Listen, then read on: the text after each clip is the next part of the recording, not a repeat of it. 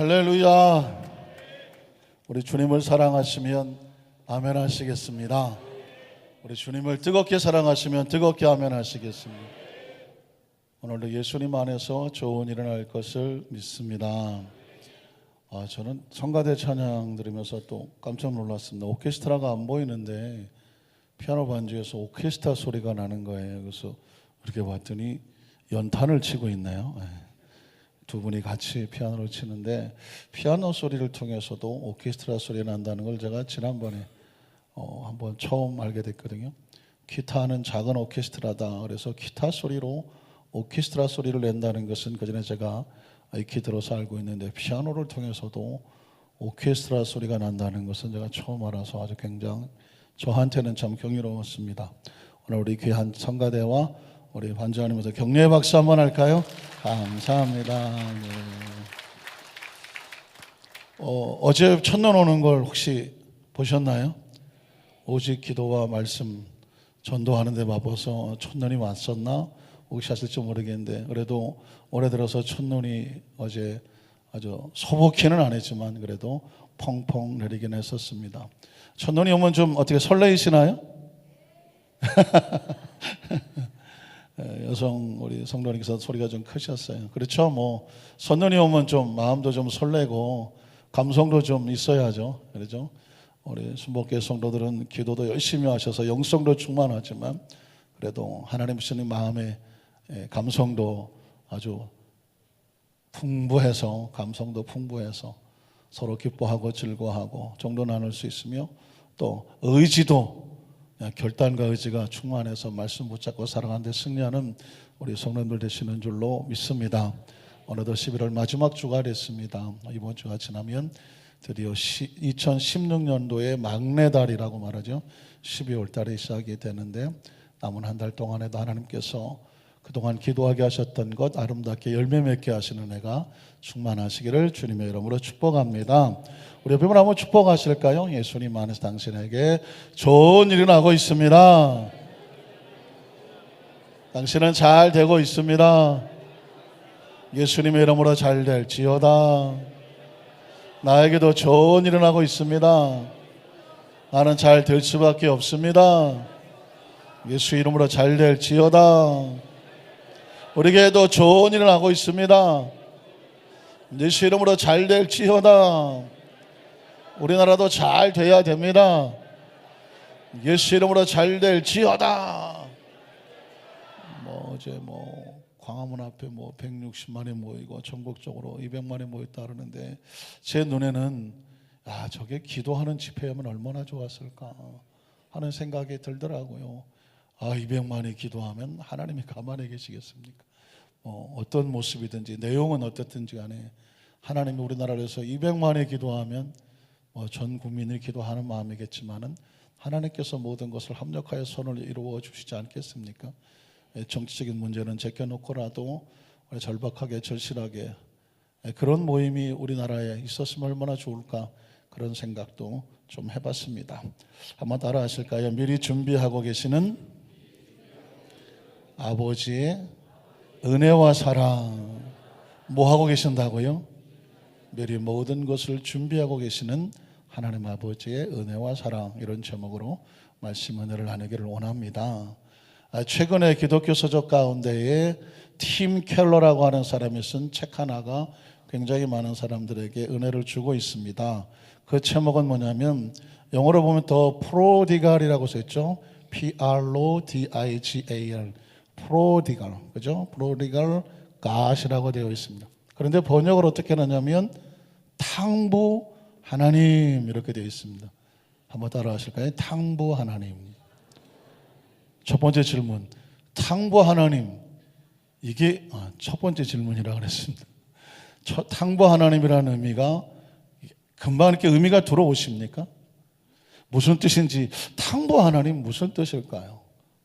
두 번째, 저 탕부 하나님이라는 뜻이 어찌 어감이 탕자와 그 탕자 아버지 그 탕부 하나님이라는 그런 의미인가?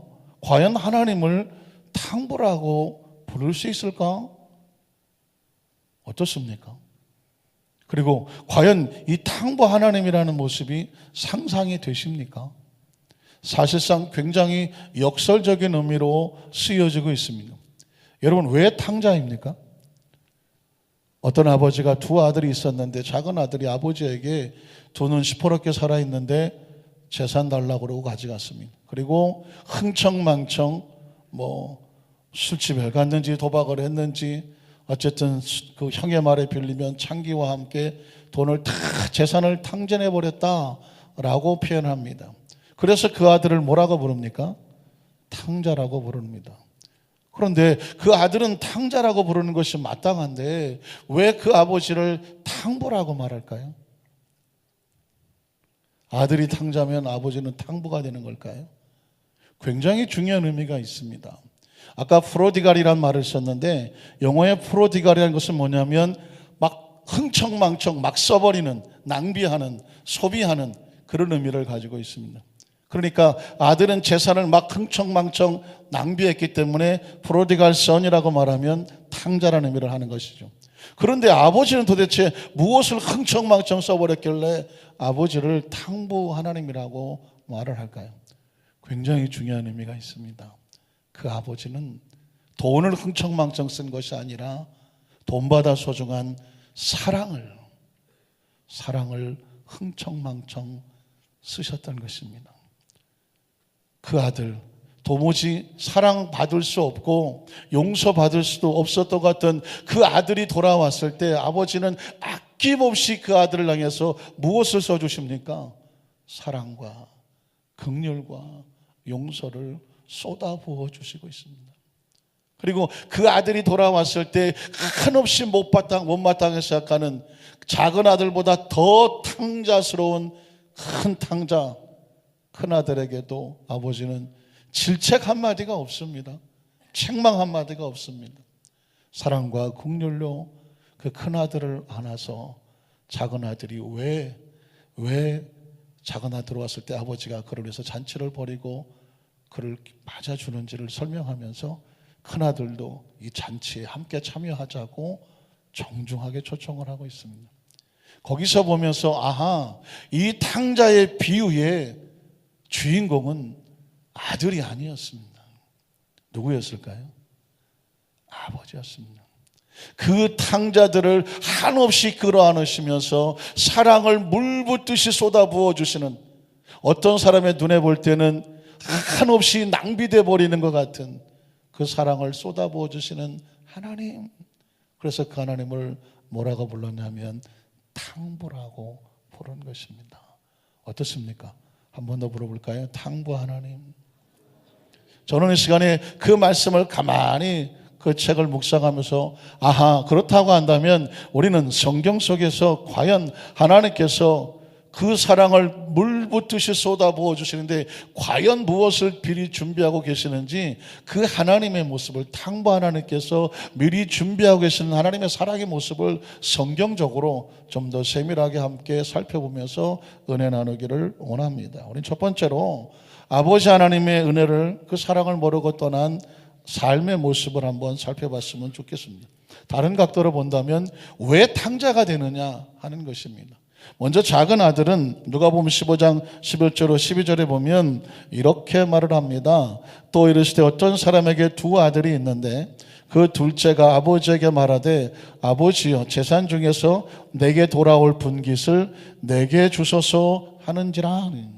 아까도 말씀을 드렸지만 아버지가 두 눈을 시퍼렇게 뜨고 살아있는데 아버지에게 어차피 돌아가시면 나한테 나눠둘 그 재산, 돌아가셔서 나눠주나 살아계셔서 나눠주나 똑같으니까 그 재산 내게 주시오라고 달라들었습니다. 이것은 얼마나 불효스러운 것입니다. 그리고 이 아들이 하는 말을 들어보십시오. 내 것을 내게 주십시오라고 말합니다.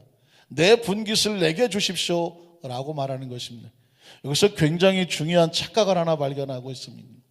그 아들은 어차피 아버지가 돌아가시면 아버지의 재산의 절반이 됐던 내게 돌아올 분깃은 내 것이라고 생각을 하고 있었다는 것입니다.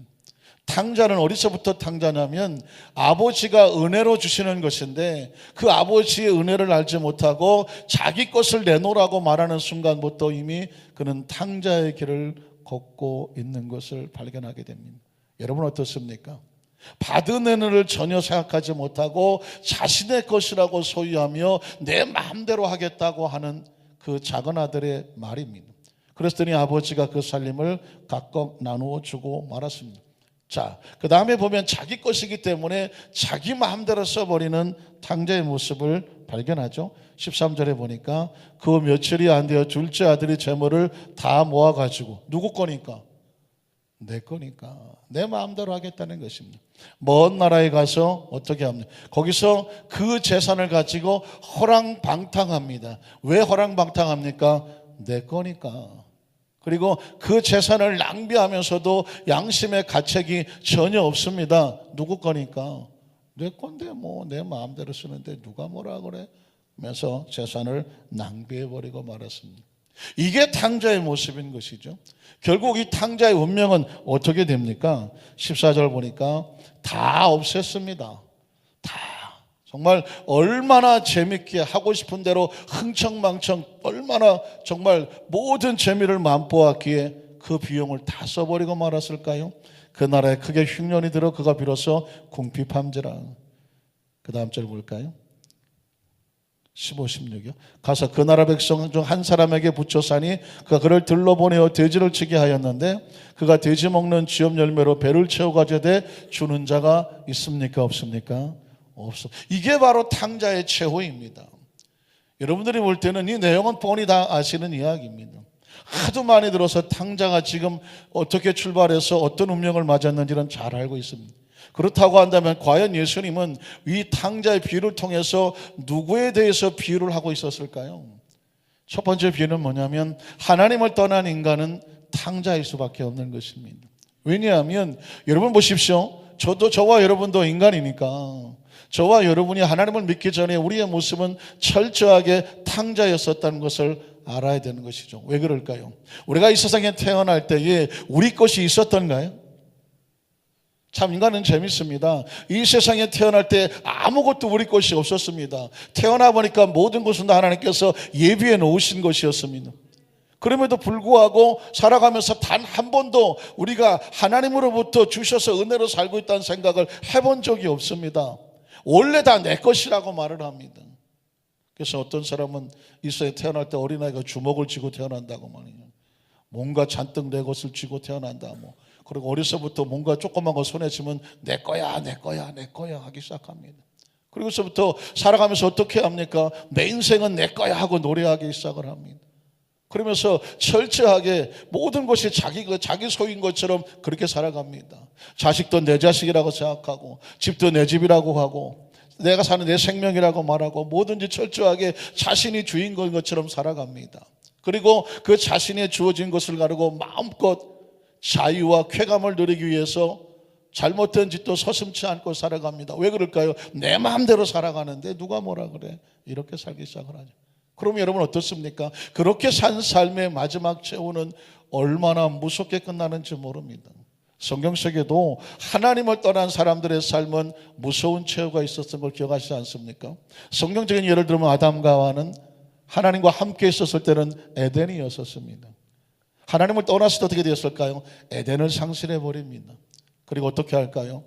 밭 갈고 농사하고 허리가 휘고 이마에 땀이 흘러도 땅이 너로 인하여 저주를 받아서 소산이 나지를 않는다고 말하고 있습니다. 환경이 잘못되는 것이 아니라 사람이 잘못되면 환경도 경제도 어려워지는 것입니다. 그의 아들 가인 역시 하나님 앞에 범죄하고 어떻게 됩니까? 죽지 못해 사는 것입니다. 어떻습니까? 성경에 그런 예는 참 많이 있습니다. 사울 같은 왕은 하나님께서 은혜로 왕을 세워주셨는데 불구하고 그가 잘못하니까 하나님을 떠나니까 어떻게 됩니까? 나중에 나를 좀 죽여달라고 누구한테 부탁해도 아무도 손을 대지 않아 스스로 목숨을 끊는 아주 비참한 최후를 맞이하기도 합니다. 성경은 그런 예가 가득하죠. 하나님을 떠나면 죽는다고 되어 있습니다.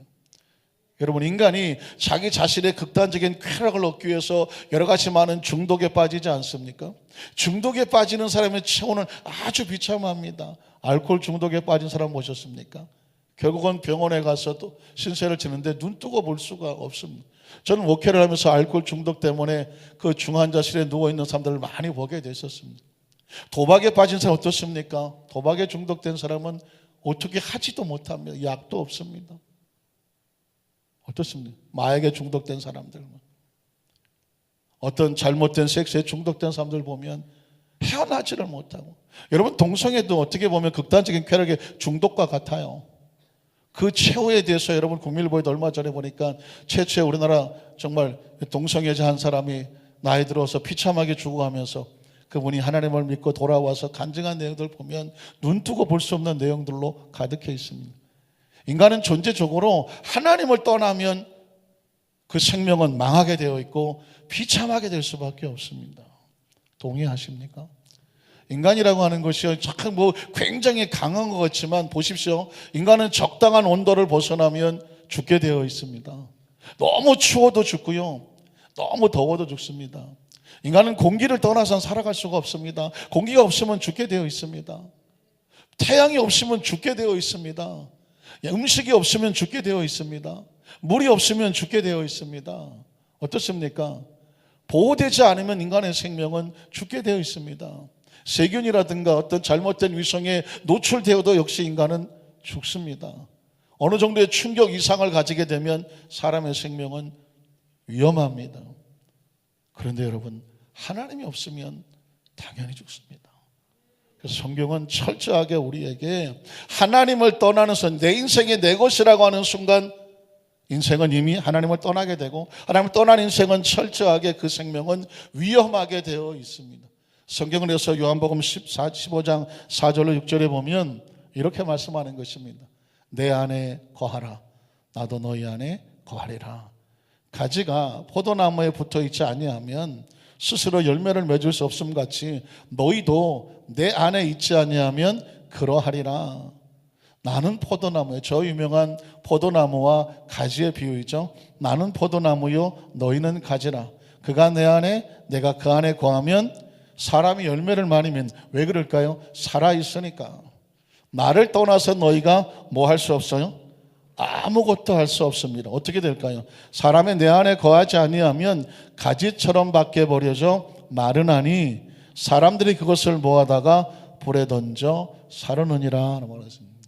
여러분, 요한복음 15장에 이 포도나무와 가지의 비유는 굉장히 낭만적으로 보이죠. 포도나무니까, 가지니까. 그러나 굉장히 무서운 원리가 담겨져 있고 중요한 원리가 담겨져 있습니다. 붙으면 살고 떨어지면 죽습니다.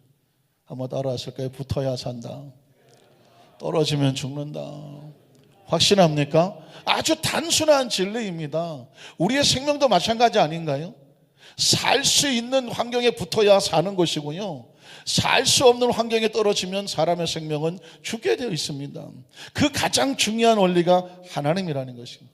성경은 탕자의 비유를 통해서 그 아들이 아버지와 떨어지는 순간, 이미 그가 자신의 것을 주장하는 순간 그는 하나님부터 분리된 존재, 아버지와 분리된 존재이고, 그 육체가 환경으로부터 분리되어지니까 그가 돼지치기로 전락하고 주는 것이 없는 그런 철저한 상태에 빠지는 것은 자연스러운 순리였습니다. 기억하십니까? 성경에 부자가 죽어서 지옥에 갔는데 물 한 모금을 먹고자 하나 뭐 하는 자가 없었더라고요? 주는 자가 없었습니다. 주는 자가 없었습니다. 사랑하는 성도 여러분, 그래서 탕자란 성경 속에 있는 탕자, 그 탕자가 탕자가 아니라 우리의 삶의 현장 가운데 내가 하나님을 떠나서 내 인생은 내 거야 스스로 하나님을 떠나 독립하는 순간 누구나 할 것 없이 탕자가 된다라고 성경은 우리에게 말씀하고 있는 것입니다. 그러면 더 한 가지 살 것은 뭐냐면, 이런 탕자들을, 수없이 많은 탕자들을 주님은 과연 어떻게 생각하셨을까요? 그들의 생편과 상관없이 하나님 아버지가 준비하고 있는 은혜와 사랑의 모습을 한번 살펴보았으면 좋겠습니다. 하나님 아버지는 뭐하고 계셨을까? 탕자는 처참하게 자기의 예정된 운명을 향해서 돼지치기로 전락해 가고 있었을 때에 그 아버지는 뭘 하고 있었냐면 여전히 그를 용서하고 기다려주시는 하나님의 사랑의 모습을 보여주고 있습니다.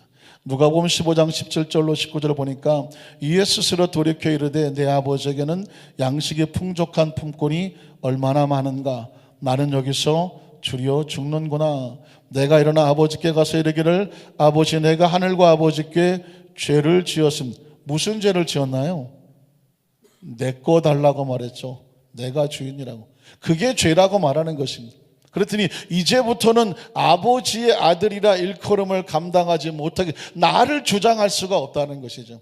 이제 난 뭐가 해요? 종이라고 말하는 것입니다. 그러니까 이게 굉장히 중요한 게 뭐냐면 스스로 내가 주인이라고 말하는 순간 분리되는 것입니다. 그 아들이 아버지께 돌아오기 위해서 내가 주인 된 것을 내려놓고 포기합니다. 그리고 그 주권을 누구에게 맡깁니까? 아버지에게 맡깁니다. 그래서 그 주권을 맡기는 그 주권을 아버지가 가지고 있기 때문에 나는 아버지의 종입니다. 종으로 보아 주십시오 라고 그렇게 말하는 것입니다. 그리고 20절에 보니까 드디어 아버지께로 돌아왔습니다. 이에 일어나서 아버지께로 돌아가니라 아직도 거리가 상당히 멀다고 말했습니다. 그런데 아버지가 그를 보고 어떻게 여겨줍니까? 측은히 여겨줍니다. 그리고 달려가서 목을 안고 입을 맞췄다. 너무너무 아들을 기다리고 있었던 모습이죠. 그리고 달려가서 우리나라식으로 말하면 무슨 발로 달려가서? 버선발로 달려가서. 맨발로 달려가서 그랬나요? 추운데 맨발로 달려가면 버선발로 달려가서 달렸다. 저는 이 장면을 보면 우리 집 사람이 생각이 납니다. 우리 집 사람이 고향이 충청도 부여거든요. 피단골이라고 하는 것인데 아마 중학교 2학년 때부터인가 서울에 와서 공부를 했다고 합니다. 그러니까 저희 집 사람의 친정은 부여인데 서울에서 공부를 하니까 방학 때만 내려갔대요. 방학 때 내려가면 장모님이 멀리서 보고 영미야 버선발로 나오셨다. 그런 얘기를 제가 들으면서 전 별로 실감이 안 나는 거예요.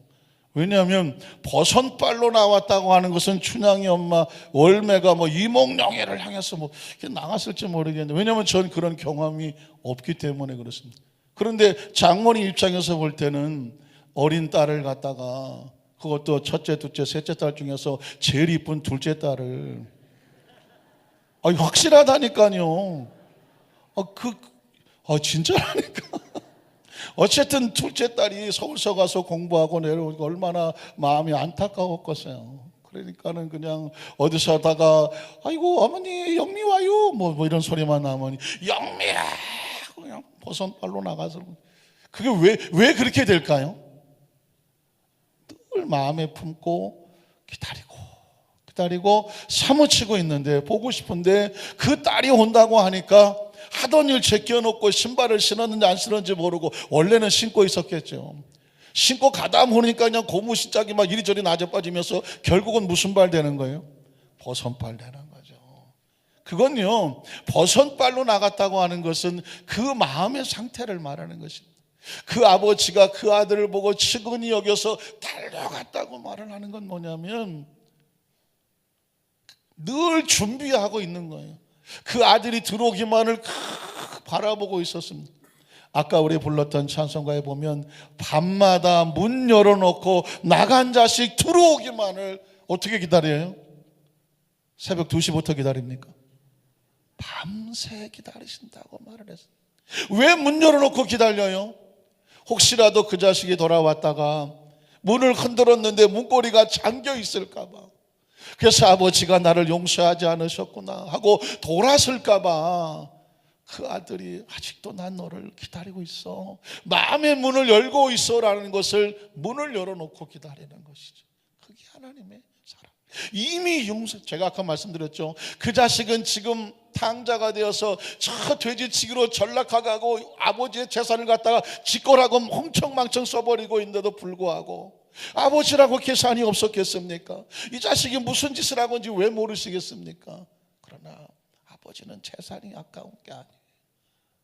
그게 얼마나 아프고 힘들고 잘못되신 것을 깨닫고 그가 다시 돌아왔을 때 그 아들 내가 어떻게 안아줄까? 어떻게 안아줄까? 그것만 생각하고 계시는 것이 하나님 아버지의 마음이라는 것을 성경을 통해서 보여주고 있는 것입니다. 그 아들을 끌어안고 얼마나 왜 그렇게 기뻐하실까요? 만에 하나 그 아버지가 가서 그 아들이 돌아왔는데 표정이 안 좋아. 뭐 돌아왔냐? 인상을 뚝뚝 쳐다본다든가 아주 천천히 그냥 눈 떡 쳐다보고 꼼짝도 안 한다든가 반응이 없어요. 그 아들이 오다가 어떻게 할까요? 지레짐작으로 아버지는 나를 용서하지 않으시는구나 하고 도망칠 수밖에 없는, 혹시라도 그 아들이 미안해 할까봐, 혹시라도 그 아들이 오던 발걸음을 주저하고 뒤로 물러설까봐 아버지는 그 아들을 조금이라도 가까이 가서 안아주고 싶어 하는 것이 하나님의 마음입니다. 우리가 혹시 죄를 짓고 불의하고 추악하고 고개를 들고 들 수 없을 정도로 추악하고 방탕한 모습을 있다고 할지라도 그 속에서 얼마나 아프고 힘든 걸 알고 있기 때문에 하나님께서 달려와 주신다는 것입니다. 그리고 그 아버지는 어떻게 하십니까? 22절에 보니까 이미 하나님 아버지 머릿속에 계산이 돼 있어요. 이 아들이 들어오면 내가 이렇게 해줘야지. 왜냐하면 너무도 정확하게 그 아들을 만났을 때 아버지는 종들에게 하나하나를 지시하고 있습니다. 아버지는 종들에게 이르되 제일 좋은 옷을 내어다가 입혀라. 이 옷은 예비되어 있었을까요? 예비되어 있지 않았을까요?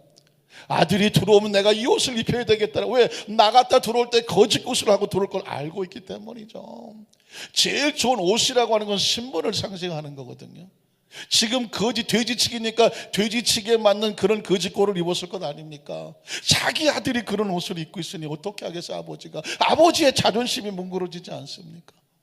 그 옷을 빨리 벗기고 내 아들이 신분에 맞는 좋은 옷을 입히라고 말하는 것입니다.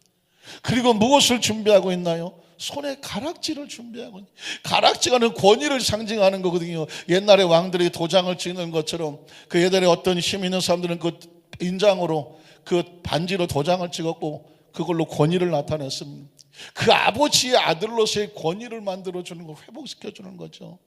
이 반지도 아들이 오면 끼워주겠다고 준비되어 있는 것입니다. 갑자기 어디서 반지 찾아내는 것이 아니죠. 아버지의 머릿속엔 정확합니다. 신분을 회복하기 위해서 옷을 입혀주고 권위를 회복하기 위해서 반지를 끼워주고 무엇을 합니까? 발에 신을 신기는, 돼지치기가 무슨 신발이 필요합니까? 그 먼 거리에서 얼마나 힘들고 고통스럽게 와서 그에게 다시 한번 아들로서의 지위를 회복하는 신을 신겨주고 있는 것입니다. 아버지는 이미 벌써 이거를 다 하나하나 채곡채곡 회복하기 위해서 준비해 놓고 있었습니다. 이 같은 사실을 아들이 알고 있었을까요? 꿈에도 생각을 못했겠죠.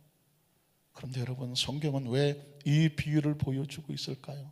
우리가 죄를 지으면 얼마나 두려운지 몰라요. 하나님과 단절되는 어마어마한 고독에 빠지게 됩니다.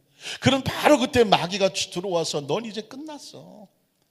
너 하나님은 언제 너 같은 거, 네가 무슨 크리스찬이야? 아이고 얼레리 꼴레리, 아이고 꼴 좋다 아주. 그렇게 유혹해서 죄에 빠지게 만들어 놓고는 죄 속에서 허무이고 있는 그 모습을 보면 정죄하고 돌 던지고 넌 이제 하나님 용서 안 해. 너 같은 놈을 너같이 겉가속에 다른 누가 용서하겠어? 여러분, 죄를 짓고 나서면 아무리 회개해도 하나님 날 정말 용서하셨을까? 내가 하나님께 나갈 수가 있을까? 하나님 나를 정말 받아주실까? 그런 어마어마한 거리감이 생깁니다. 그런데 여러분, 하나님은 뭘 하고 계신지 아십니까? 우리가 죄 속에 있을 때 얼마나 힘들고 어렵고 알고 계세요. 왜? 죄 자체가 고통이에요. 알고 계세요. 그래서 돌아오기만, 그 죄가 얼마나 고통스러운지 깨닫고 돌아오기만 하면 돼. 하나님 돌아오라는 것입니다. 돌아왔을 때 하나님께서 그 마음을 만드시고 회복하고 치유하셔서 다시 하나님의 자녀로 지위를 회복해 주는 길을 원하시는 것입니다. 그게 지금 이 탕자비를 통해서 하나님이 준비하고 계신 하나님의 사랑의 모습을 우리에게 보여주는 것입니다. 그리고 또 하나 준비한 게 23절이죠. 그리고 살찐 송아지를 끌어다가 잡으라. 뭐 하라고요? 우리가 먹고 즐기자. 그래서 재밌는 퀴즈 하나가 있죠. 탕자가 돌아왔을 때 가장 슬퍼하며 통곡하며 울었다는, 누가 그랬을까요? 살찐 송아지. 살찐 송아지는 밤마다 기도했을지 몰라요. 그 자식이 절대로 들어오지 말라고. 그 자식이 들어온 날 내 인생은 아니고 내 여기 우생이 끝나는 날이라 그랬을지는 몰라요. 그러나 어쨌든 어떻게 하겠어요? 탕자가 돌아오는 순간 살찐 송아지는 운명이다 생각하고 목숨을 내려 아버지는 그 탕자를 위해서 살찐 송아지를 준비하고 있었습니다. 아버지가 거기서 탕자가 돌아왔는데 아이고 이거는 너무 비싼 건데 아이고 이건 품종이 좋은 건데 계산하자. 가장 살찐 송아지 이미 준비되어 있는 것입니다. 살찐 송아지가 끌어잡혀 우리가 먹고 즐기자고 잔치를 벌이고 기뻐하는 것입니다. 그러니까 송아지가 중요하지 않아요. 누가 중요해요? 아들이 중요합니다. 그래서 24절에 보면 그럴 수밖에 없는 이유 뭘까? 이 내 아들은 죽었다가 다시 살아났으며 내가 잃었다가 다시 얻었다. 죄라고 하는 것이 그렇습니다. 죄는 우리를 죽게 하는 것입니다. 죄는 하나님부터 우리를 잃어버리게 하는 것입니다. 그런데 다시 돌아오면 사는 것입니다. 하나님께 다시 찾아지게 되는 것입니다. 그러니까 하나님은 이걸 기쁨과 감격할 수밖에 없는 것이죠. 그래서 하나님께서 우리에게 그 아들이 돌아오기를 그렇게 기다리고 있는 것은 잃어버린 자식을 찾기 원하시고 잃어버린 자식을 살리기를 원하시는 것입니다. 여기서 또 하나 놀라운 것은 뭐냐면 그 자식이 돌아오는 것을 살찐 송아지만큼 싫어했던 존재가 하나 있었습니다. 그건 바로 집에 숨어있는 또 다른 탕자였었습니다. 그 탕자는 바로 큰아들이었습니다. 25절로 30절에 보면 맏아들은 밭에 있다가 돌아와 집에 가까이 왔을 때 풍악과 춤추는 소리를 듣고 한 종을 불러 이 무슨 일인가 물은데 대답하되 당신의 동생이라고 정확하게 긋죠. 당신의 동생이 돌아왔음에 당신의 아버지가 건강한 그를 다시 맞아 들이댐으로 인하여 살찐 송아지를 잡았습니다. 어떻게 해야 돼요? 기쁨으로 같이 진짜 자기 동생이면 기쁨으로 다시 들어가서 내 동생이 들어왔거나 그가 무엇을 잘못했는지 얼마나 재산을 탕보했는지 이게 계산되는 것이 아니라 피를 나는 내 동생이 돌아왔구나 달려가 줘야죠. 그런데 안타깝게도 그 다음 절은 그가 노하였다고 말하고 있습니다. 화를 내고 분노하고 혈기를 내면 이게 뭘까요? 계산이 되는 거죠. 이게 굉장히 중요합니다. 이거는 사랑과 은혜가 아니라 평상시 마음속에 그 동생을 못마땅하게 여기고 계산해 보고 따지고 들고 비판하고 정죄하고 그놈은 그런 놈이야. 그 머릿속에 이미 다 결정을 내리고 있습니다. 그런데 그런 놈이 들어왔다고 들어가고자 아니하거늘 아버지에 대해서 지금 불만을 가지고 있습니다. 아버지가 나와서 고난데 뭐라고 말합니까? 아버지가 대답하여 이르되 내가 여러 해 아버지를 섬겨 명을 여김이 없거늘 내게는 염소 새끼라도 주어 나와 내 벗으로 즐기게 하신 일이 없더니 아버지의 살림을 장녀들과 함께 삼켜버린 이 아들이 돌아오매 이를 위해서 살찐 송아지를 잡으셨나이다. 잘했다는 것입니까? 못했다는 것입니까? 못했다는 것입니다. 아버지가 잘못하신 겁니다. 그 아들은 아버지의 사랑, 이렇게 살찐 송아지 잡을 만한 그런 사랑을 받을 만한 자격이 없는 놈입니다. 그 아버지가 지금 쏟고 계시는 사랑은 쓸데없는 것입니다. 낭비입니다. 그 사랑은 누굴 줘야 돼요? 나같이 집에서 말 잘 듣고 아버지 말을 명함이 없는 나를 위해서 살찐 송아지를 잡아주셔야죠. 그 사랑을 큰 나쁜 놈한테 쏟아보십니까? 아버지 사랑은 지금 가치 없어진 것입니다 라고 큰아들이 말을 하는 것입니다. 여러분, 왜 아버지는 이 큰아들의 말이 이 논리 정연한 말에도 상관없이 그 사랑을 쏟아 부어주셨을까요? 아버지의 사랑은 계산이 없는 것입니다. 큰아들은 지금 계산을 하고 있는 것입니다. 죄를 짓고 돌아온 아들에게 필요한 것은 사랑과 용서와 계산이 없어야 용서가 되지. 그 아들을 놓고 계산하면 용서가 되겠습니까? 안 되겠습니까? 용서가 안 되는 것입니다. 저와 여러분이 하나님 앞에 나올 때 하나님께서 우리를 계산하시면 살아남을 사람이 있습니까? 없습니까? 없습니다.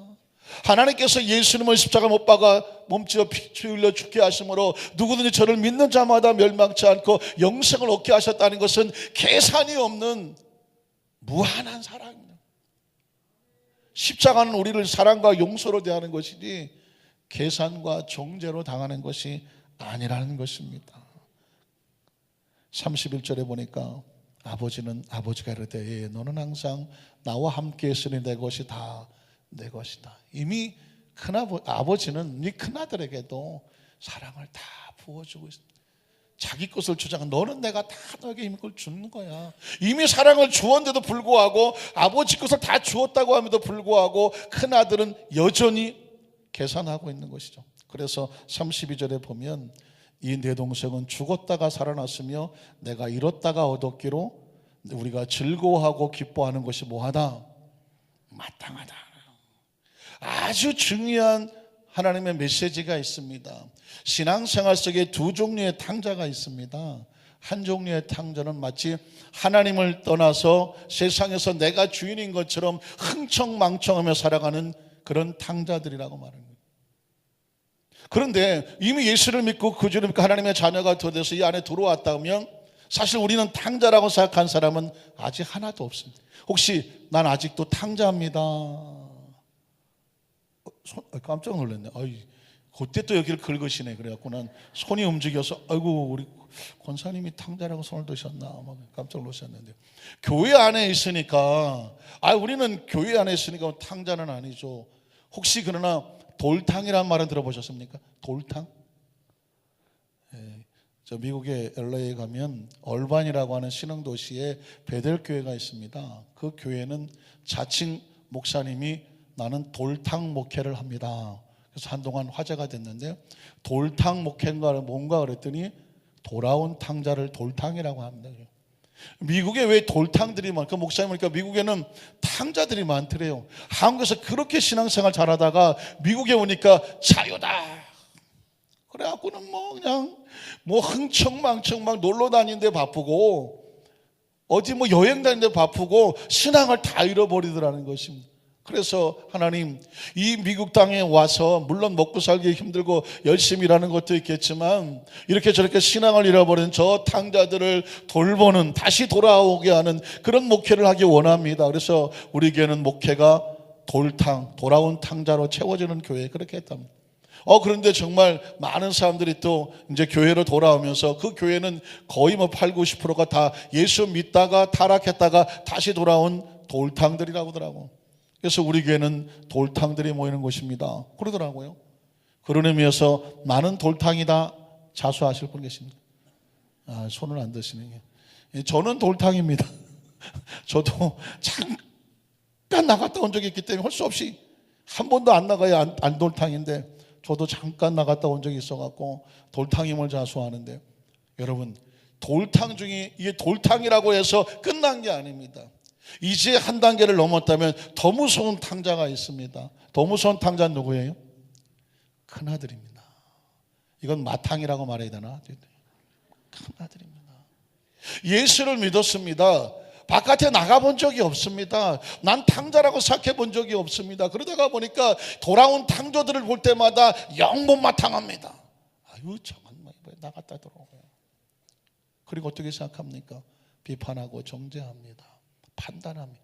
넌 이게 틀렸고 넌 저거 틀렸고 하면서 사람들을 판단하기 시작합니다. 그리고 이렇게 하면 난 하나님 앞에서 한 번도 죄를 어긴 적이 없고요, 믿음대로 쭉 어렸을 때 주일 성수 한 번도 빼놓은 적 없고요, 11조 못 떼먹은 적도 없고요, 난 신앙생활 잘 봉사하고 살아왔어요. 하나님 앞에 은혜를 구할 게 없어요. 워낙 자기가 의롭기 때문에. 그러니까 다른 사람이 뭘 잘못한 걸 보면 용서가 안 되고 용납이 안 됩니다. 혹시 그런 분 계십니까? 오늘 하나님께서 우리에게 이렇게 말합니다. 너도 탕자라고 말하는 것입니다. 사랑과 용서가 없으면 탕자가 될 수밖에 없습니다. 그러나 그 사람은 하나님께서 정죄하지 않습니다. 뭐라고 말하냐면 돌아온 탕자들을 기쁨으로 용납해 주라고 말을 합니다. 왜냐하면 내가 잃었다가 찾았어. 죽었다가 살아났어.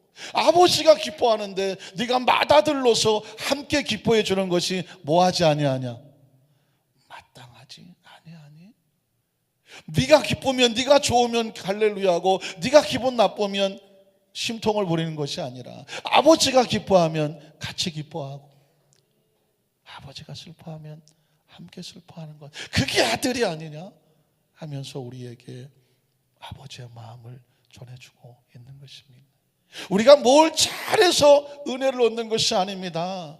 부족한데 하나님께서 주시는 한량없는 은혜를 얻는 것입니다.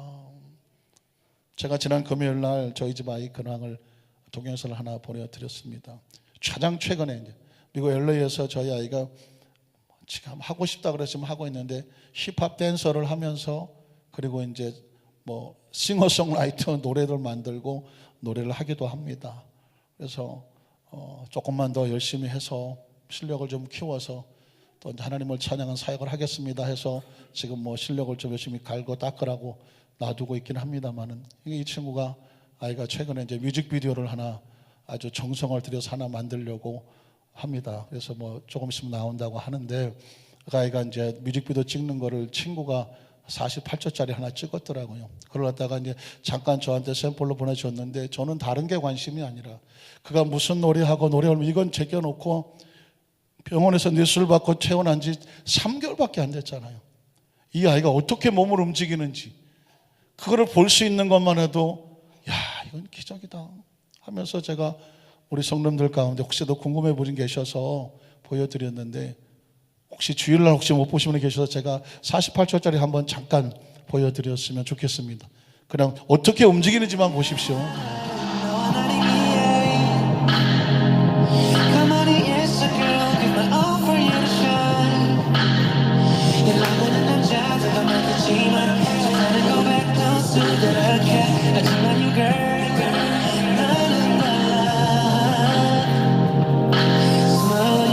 I take that every day. I take that every day. Dance with you, lady. I get high all the way. Oh, 이 노래 듣고 너만 좋으면 돼. 밤마다 잘 보면 날 찾게 돼. 목표 때마다 생각해야 돼. Oh, lady, don't you say no. Oh, baby, don't you say no. I got my feelings for you. 예. 그냥 여러분에게 보내는 소식입니다. 감사 박수 한번 할까요? 여러분 벌써 3개월밖에 안 됐습니다. 그런데 그 어마어마한 수술을 마치고 정말 기적 같은 걸 경험을 하고 사실 살아만 있어도 감사하고 움직일 수만 있어도 감사하고 몇 마디 말만 할 수 있어도 감사한 아이가 3개월 만에 지금 저 정도 동작을 하면서 물론 100%는 아닙니다만은 저 정도 동작을 빠르게 움직이고 그 옛날의 모습을 찾아가고 있는 모습을 보면서 깜짝 놀란 것은 뭐냐면 하나님께서 지금 이 아들을 위해서 하시고 계시는 놀라운 기적 때문에 그렇습니다. 평상시 같으면은 저는 저렇게 하는 애들이 한둘이 아니지 않습니까? 그런데 어마어마한 수술을 받고 나서 3개월 만에 저렇게 정상적인 모습을 찾아가니 얼마나 감사하고 또 감사한 건 뭐냐면 이 아이가 지금 간증 사역을 하고 다니는 것입니다. 얼마 전에 베데스다 대학교에서 중국계 학생들을 놓고 간증을 하는데 제목은 딴 거 아닙니다. 당신이 살아있는 것은 하나님께서 당신에게 더 많은 하나님의 일을 하도록 하기 위함입니다. 그게 무슨 뜻이냐? 자신에게 하나님이 그런 말씀을 주셨다는 것입니다. 넌 아직 여기 올 때가 안 됐다. 네가 살아있는 목적이 무엇인지 아냐? 더 하나님 일을 하며 살아라. 그게 아이의 머릿속에 박히고 가슴속에 새기니까 만나는 사람들에게 자신의 존재 자체가 그냥 지금 간증이 살아있는 간증이 됐어요. 그를 만난 사람들에게 그 얘기를 하는 것입니다. 근데 그 음성이 아들의 음성으로 들리지 아니하고 아들에게 주는 음성이 들린 것이 아니라 저희에게 주는 음성이고 우리 모두에게 주는 음성이라고 저는 믿습니다. 말씀을 정리하기를 원합니다. 우리 하나님께 감사 한번 할까요? 사실 저희 아이가 안전띠도 안 맸잖아요. 그리고 사고를 난 거예요. 제가 안전띠 얘기를 하고 싶더라고요. 안전띠를 안 맸다는 얘기는 규칙을 어긴 거예요. 뭘 잘해서 하나님이 저를 살려주시고 뭘 훌륭하게 잘해갖고 그를 갖다 그 어마어마한 기적 속에서 세우신 게 아니라는 거예요. 이건 철저하게 하나님의 은혜고 그리고 뭐 하시려고 하는가? 그를 통해서 하나님의 사랑과 은혜를 증거하는 통로로 쓰시려고 하시는 목적을 발견하게 된 것이죠. 말씀을 정리합니다. 사랑하는 성도 여러분, 탕자는 다른 게 탕자가 아닙니다. 나와 상관이 없는 이야기가 아닙니다. 이건 내 거야. 내가 주인이 되는 순간 자신도 모르게 탕자가 되는 것입니다. 어떻게 하는가요? 돌아오는 수밖에 없습니다. 뭐라고 돌아오나요? 하나님의 주인이 있습니다.